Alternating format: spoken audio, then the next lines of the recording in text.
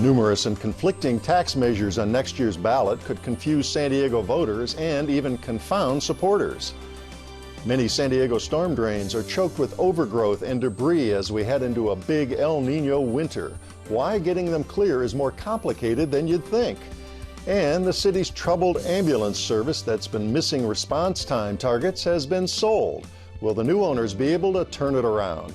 I'm Mark Sauer. The KPBS Roundtable starts now.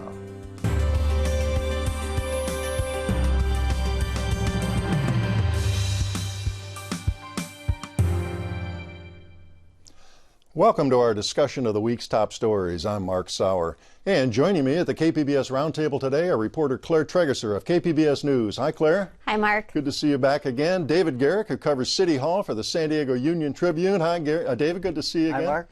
And reporter Steve Walsh of KPBS News. Hi, Steve. Hi, Mark. How you doing? Welcome. Well, crumbling roads, sidewalks and sewer lines, trolley line expansion, protecting beaches, bays and waterways, school repair and construction, building new fire stations, expanding the convention center, not to mention a new Charger stadium. That exhaustive list of needs and wishes put forth by public officials ahead of next year's election seems endless. Claire, you narrated a bit of animation for your story, explains this rather well. Let's hear that to begin with. There's Councilwoman Marty Emerald's Firehouse Bond, a City of San Diego infrastructure bond, a county tax increase also for roads and other infrastructure, and the Chamber of Commerce and Labor Party are doing polling on their own infrastructure bond. Then there's a hotel tax increase for an expanded convention center, and lawyer Corey Briggs's proposal to raise a hotel tax by 5%. Oh yeah, and don't forget a potential vote on building a new Charger stadium, a minimum wage increase, and who knows what else. Wow, well, we've have exhausted that whole list here. It just seems overwhelming. Let's start with the biggie. It seems to be that infrastructure bond thing, repair backlogs in the city. What are the details there? Well, the details are there aren't any details yet. City Councilman Mark Kersey had said he was going to put something on the 2016 ballot. He says a plan is coming soon, maybe within the next month or something like that. I think he's kind of waiting to see. There's also Sandag, who's discussing something sort of similar, and so maybe he's waiting to see what they do. The board is actually discussing it today, whether they're going to move forward with a sales tax increase that would fund transportation projects, but also environmental habitat conservation, things like that. Okay, and what are we at? Remind us now, if we're looking at city sales tax, where are we now? What are some of the things that are floating around to increase it? So the one idea, the independent budget analyst had a report that says here are 3 ways you could generate some more revenue. One was to raise from 8% to 8.25%, also increase property tax, or the ever popular ending free trash pickup for single family homes, which I'm sure would go over really well. And all of those would require 2/3 voter approval. 2/3, okay. Yeah. David, the political climate behind this at City Hall, the mayor going to step up and back all of this? I think that's probably a big factor. I think the mayor's argument has consistently been the city can't spend the kind of money that a bond measure or some large funding source would give the city quickly enough. And so that it looks like he wouldn't support that, which is going to make it pretty hard for it to pass, especially if you need 2/3. Yeah, and the money, I mean, we've talked recently on this show, we're talking, there's estimates from $1 to $5 billion on this backlog. I mean, huge amounts of money they're talking about. I don't think anyone's down at 1 anymore. The independent budget analyst, I think, said it was 1.7 over the next 5 years. Okay. But then when you're looking long term, you're looking at several billion. Exactly, and then some folks environmentalists will bring up that doesn't even include the possibility of sea level rising, which would require even more infrastructure spending than we can even think about. Okay. Now, Claire, there's another option on the table here at the county level. Tell us about that. Right. So the Sandag is also considering a 0.5-cent sales tax, and like I said, that would go for some transportation projects, but also other things. I think the big question is they would put some money aside for cities, but the city of San Diego doesn't know exactly how much that would be. So they're kind of the board is talking about moving forward with that, and they've already done some polling on that. And so that would be 2/3 voter approval at the county level, which some people say is actually more difficult to get than at the city level. Right. Now, the vote, Steve, I mean, do you think there's multiple proposals here, it looks like, and as Claire says, the details aren't there and they're not finalized, they're not pushed forward yet. But if you have more than one, I mean, one tax increase is tough to go. If you have more than one, doesn't that just turn voters off to all of them, perhaps? Maybe that's the case. It seems like a tremendous amount of voter fatigue here, but it's like you're going to have to really study up before you come into the polling place next year. You got to wonder, it's like, why don't these guys maybe get together a little more, combine some of these efforts, so maybe they could actually explain to voters with a little more simplicity what they're trying to do. And I think that is the idea. I mean, we're not saying that all of these are actually going to make it on the ballot, because people know if they put too many. We went out and talked to just people on the street downtown Balboa Park. We can listen to what they say. Yeah, let's listen to what a few of those folks had to say. I would vote for a sales tax increase for roads and other infrastructure. A county tax for roads and infrastructure, I would do that. I would say yes. On all of them? I'll accept the hotel tax increase. Road and structure, yes. We have a very bad roads, and my car has been suffering from that. Hotel tax increase for convention center expansion, yeah, I would vote yes for all those. Chargers, no. Everything else, yes. All right, that was Jerry Lee, Chris Mordock, Emilio Lozano, Gavin Reham, and Laura Rovick in order there on those bites. So, well, that kind of defies our wisdom here. Some of those folks are in favor. It was very surprising. I mean, of course, people might say something different when they're being interviewed on camera than when they're in the voting booth. But I was expecting people to say, no, the government is taking too much of my money. But people were saying, especially the first gentleman said, I would vote for both a city and county sales tax increase for infrastructure. And I said, really? Yeah. Are you sure about that? Okay. Well, again, back to Steve's point, you'd have to explain all of these, and you're asking a lot of them voters, first of all, even turn out, but secondly, to be informed on these particular matters. David? I think it's unlikely that the city will move ahead if Sandag does, and I think Marty Emerald's firehouse bond would never move forward if the city did a bond. I think it would only be if the city didn't do a larger bond, then she would just do a targeted one just for firehouses. And tell us briefly what she's, this is Councilwoman Marty Emerald. Right, she's been head of the Public Safety Committee. It's been her big issue. Well, luckily in 2010 or 11, the city did a big survey of how many firehouses were needed, so they have a blueprint for exactly what to do, which makes the bond a lot simpler to come up with a plan. And it's a lot, isn't it? It's a lot. I think it's 19, something like that. Yeah. Quite a few. The one concern about this one, unlike the other infrastructure ones, is it would require about $50 million a year to pay the staff to work at the firehouses. So while the firehouses themselves aren't that expensive, most of the other ones don't require you hiring a bunch of new people and paying them year after year after year. Right, so you get the double whammy there. Right. And Claire, talk about the mayor has a hotel room tax increase as well. What's that one about? Right. So I asked, is the mayor worried about if there are multiple tax increases on the ballot, will that detract from his? His spokesman said no, because that tax would not be paid by people who live here. It would be paid by tourists. The best tax of all, the tax that somebody else pays. But there's this interesting other factor with Corey Briggs and Donna Fries. Yeah, tell us about that one. We talked about that briefly a few weeks ago, and it was just introduced, but it's kind of, I don't know what the right word is, fermenting maybe. So that would also raise hotel room taxes by 5%. So there's maybe a question of if they both pass, if they both go on the ballot. I mean, Faulkner hasn't yet released his plan for how much he would raise by or any details on it, but if they both passed, would they override each other? And it's actually, I asked the city attorney, it's written into Corey Briggs's that whichever gets the most votes is the one that would actually be the one that would be implemented, which is interesting. Oh, that is interesting. So you could have competing measures there. Couple seconds left. Last question on this. When can we expect to get some real final proposals on this? And in the Briggs case, they have to gather signatures, so there's different ways of getting them on the ballot. So his is finalized, I think, and he's already submitted it. Now he has to go out and collect signatures.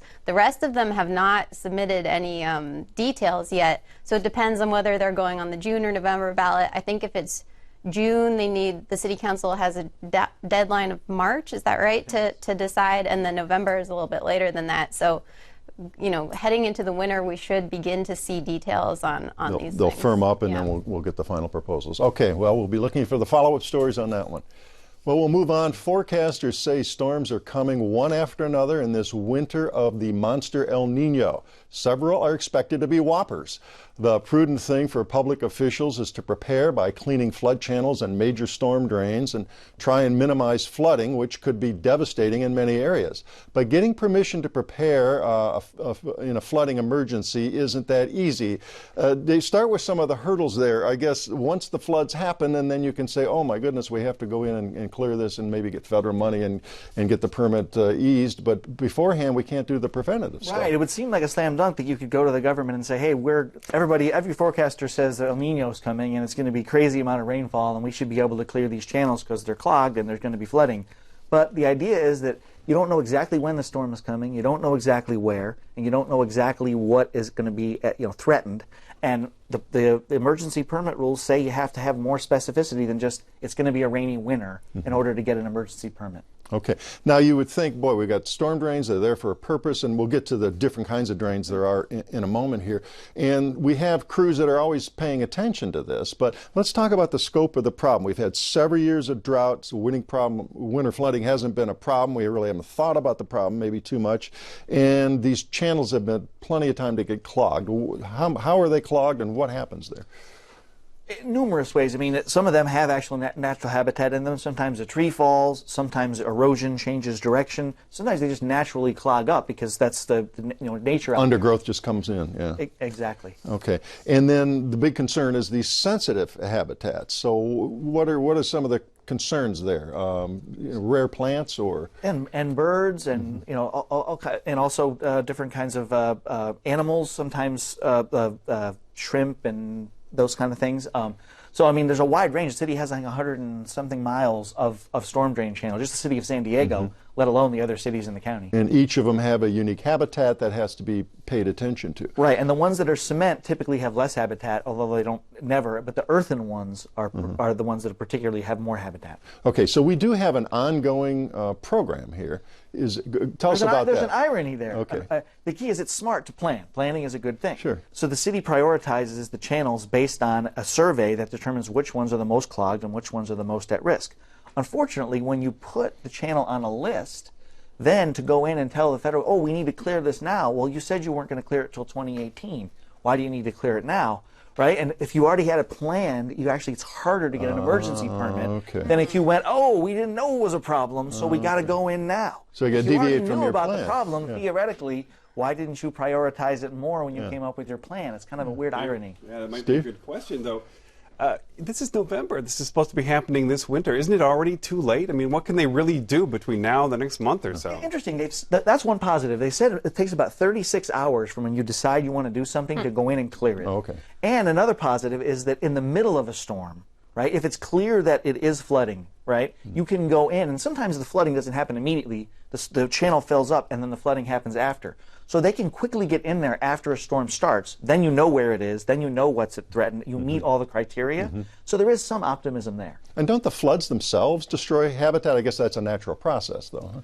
Huh? It's an interesting thought, and there's lots of arguments in this. The city was talking about if you go in on your own, like a Maverick style, and just do it without approval, there's worries you're going to get fines. On the other hand, if residents' houses get flooded, you're going to get sued by them. So the city's looking at a financial loss either way. Either we pay a fine to the state government for destroying habitat, or we pay homeowners because their houses were destroyed. Maybe we should just do it. Just do it. Is this question Claire? of whether to declare a state of emergency that City Councilman David Alvarez is pushing the city to do, does that play in at all? Would that help or no? Everyone I've talked to said the city declaring a state of emergency doesn't really have any tangible effect. I think what Councilman Alvarez wants to do is raise the issue to a higher level and get people focused on it.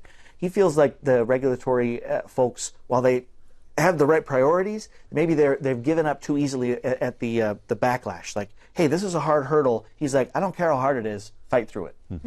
Now, your story noted that despite the red tape hurdles that we're talking about here, the water officials remain optimistic because they found ways to team up on the problem.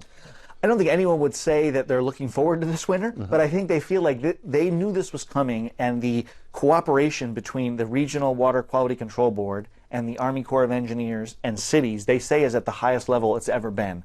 And while they don't get necessarily emergency permits to immediately go in, they are getting accelerated permits under the normal process, and they're able to go in and clear certain drainage channels more quickly than they have in the past. Okay. Now, what about business owners or even residents who move in and want to clear nearby channels themselves without permits? I mean, are we seeing any of that? I don't know if we do. I know it's illegal, but I'm not sure how that process works. Because I mean, if I'm a small business owner and I've had flooding and I see this big, winter storm and all of everything, the dire forecasts that we've seen, you'd think you want to go out and take matters into your own hands to stop an interruption of business, damage to your property, etc. Yeah, especially if you feel confident that you can solve it. I think I might worry that I might make the problem worse. You know what I mean? I'm not sure what I would be doing, but I guess if you were confident. Ed Witt of Witt Lincoln, that's a longtime dealership in Mission Valley, his dealership is frequently flooded. He's been sort of championing more aggressive efforts to clear the drainage channels nearby. Everyone knows Mission Valley always floods, but apparently his dealership is in a spot that's particularly vulnerable. Okay. And you mentioned David Alvarez and Scott Sherman, these city councilmen who want the state to step in. What's the state's response, and have they been successful in trying to accelerate this? I don't think there's anything yet, but Councilman Sherman and Councilman Alvarez expressed optimism that either the legislature or the governor might come in and say, hey, we can change the rules. This is a state rule that says you have to meet all these criteria to get an emergency permit. That can change. The governor could issue an emergency order, or the legislature could override it in the case of El Niño, because no one's making it up about El Niño. No one is trying to go in and destroy sensitive habitat or recklessly do things that are going to create erosion. It's clear that there's a real threat, and I think that might warrant a state action. Okay. And we touched on this a moment ago, the difference between different types of channels, the concrete and the man-made, versus the natural earthen ones and all. Tell us about that. Well, I think that typically the concrete might be easier to get a permit because it isn't as natural. There aren't as many things at risk. You already have a structure there. But the folks warned me, the experts warned me that that's not always the case. So just don't always assume a concrete channel is a no-brainer to get a permit. Okay, and just briefly, in the time we have left, they have been busy clearing some channels, as you said already. Give us a few examples of the notable ones folks might be familiar with that they've already dealt with. I don't actually have my list in front of me. All right, I stole it from your story, so I'll throw that out. Alvarado Canyon, Sorrento Canyon, Smythe Channel in San Ysidro, Mission Bay High, which is, of course, down by the bay, and then Reservoir Drive near San Diego State, where we are. All right. Thanks. Well, we'll be looking forward as we go to more reporting and follow-ups on that story.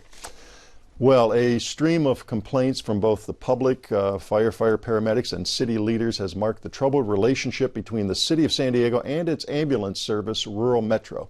Changes are afoot, but serious questions, life and death questions, remain about Rural Metro's effectiveness. Steve, one big change was that Rural Metro was sold this month. Can we expect things to improve under the new owners, and who are they? Well, they're hopeful, yeah. So, yeah, just to go through some of the history here, San Diego's private ambulance company, Rural Metro, they've been having some problems for a while. Last month, the city fined them $230,000 for not making their being on scene within 12 minutes, 90% of the time. They didn't score more than 88% in any portion of the city. This is a company that's declared bankruptcy back in 2013. They've been subject to a shareholder lawsuit. And then, yes, last week, and this has been going on for a while, really since about July, American Medical Resources, AMR, they finalized an agreement to buy out Rural Metro. The transition has been happening really over the last week. They came in immediately. I ended up talking to Mike Rice, who's the new director there for AMR, who's going to be taking over the contract in San Diego.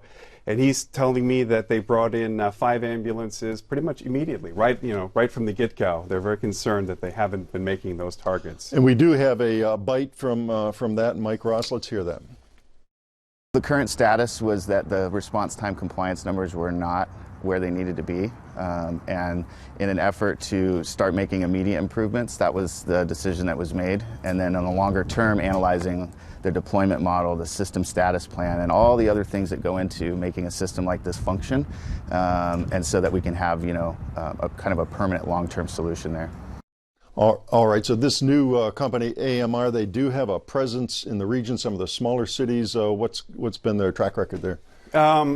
Well, I asked that question because I didn't quite have a chance yet to get copies of all of their response times. But, yeah, they're already in Chula Vista, El Cajon, Bonita, Rancho Santa Fe. So they have a presence all around San Diego County. They're actually a much larger company than Rural Metro, though obviously Rural Metro was the much larger company in San Diego itself. They have, I think, AMR was handling about 35,000 911 calls, and Rural Metro 90,000 for the city of San Diego. Yeah, let's talk about those numbers a little bit here.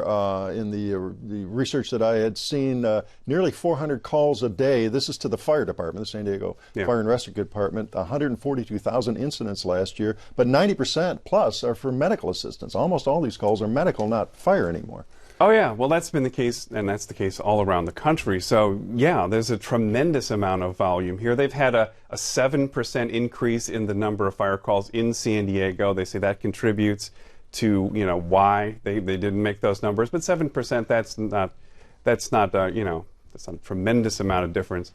And they're saying that the underlying problem is that they just simply don't have enough paramedics. And I think, Claire? David, maybe you had done a story about that when there's a medical call, the fire engines and ambulances go, and the fire engines were beating the ambulances almost every time. They typically do, right? Yeah, I don't think that was my story, but I think it did appear in our paper. But I think it's one thing that came up recently was that the firefighters were so frustrated sometimes that they were transporting the patients themselves in the fire vehicle. Exactly, which it's a bad sign for the ambulance company when that happens. Just to make clear, Rural Metro is supposed to get there within 12 minutes. The ambulance is supposed to get there. The fire engines are supposed to get there within 8 minutes. Which have paramedics aboard. And they have paramedics aboard. So they're supposed to get, and they're struggling a bit to make that 90% as well. They're just under 90% themselves. Getting back to what we were talking about, the need for more fire stations.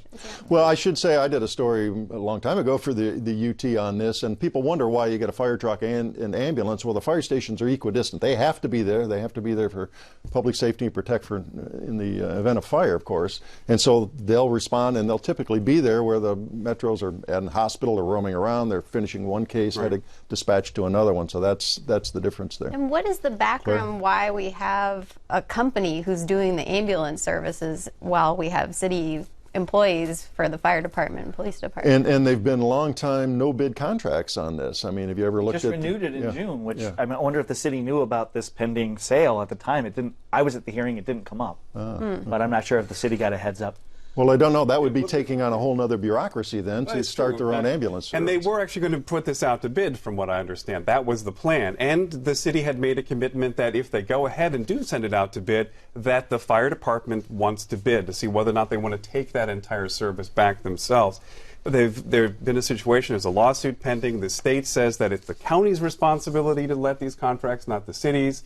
And so they instead re-upped Rural Metro for another 5 years. One thing, EMTs are paid less than city firefighters because they aren't officially city workers, and I think that might be one of the reasons why it's contracted out, because it's cheaper, because city workers have pensions and city workers typically are higher paid than private sector. Yeah. Now, we do have a bite here from the fire chief, Javier Maynard. He is the outgoing chief, I should say. Let's hear what he has to say about all this. The challenge we have is they're simply just not meeting the response time requirements. I'm confident AMR is going to change that coming in. It's almost like bringing a well-regarded consultant in to take a look at what you're doing. All right, and we should note that longtime assistant chief and longtime San Diego firefighting veteran Brian Fennessy is taking over next week as the new chief. So the fire officials here seem pretty confident that AMR is going to be an improvement. Yeah, I didn't run into anybody who said that they don't want to see AMR come in. Rural Metro, they had declared bankruptcy at one point. They could be a little cash-strapped. AMR, a bigger company, they're very hopeful that they're going to bring their expertise in there. And they actually... Rural Metro, before they left, they had to submit a plan to cure, how they're going to solve this. They did that, and AMR has already taken a look at that and see what they have to put on top of that to maybe solve the problem. Right now, though, with the city, the way it works, it's really up to the private company to do this. They can fine them for not making their targets, but what they can't do is really drill down into why it is they're not making those targets. Are they putting the ambulances in the wrong place? Or are there some hot spots where they're simply not getting an ambulance there quickly enough? Well, the short time we have left, I'll throw this out. Is this an example of private contracting out, where maybe we should step back philosophically and say, should we take this over? It's not worked out with the private company? I think if you look at this example, this would be a strong example in the argument that contracting out hasn't gone that well in this case. Okay. And that's, I mean, of course, that's a long political, philosophical discussion we've had over years. There's something important as life and death seems particularly questionable. Yeah. It seems pretty clear that if nothing else, it should be going out for competitive bid. And if the fire department feels that they have a shot at this, they probably should have the opportunity to make their case that they can do this. Right. So we may see that coming as we move ahead here. All right. Well, we'll see what happens as we do more reporting on that one. Quick note before ending today. Last week I made a joke in passing about a newly declared candidate for mayor, Gretchen Newsom, being attractive, same as her fellow Democrat of the same name, Lieutenant Governor Gavin Newsom. Sorry to those offended.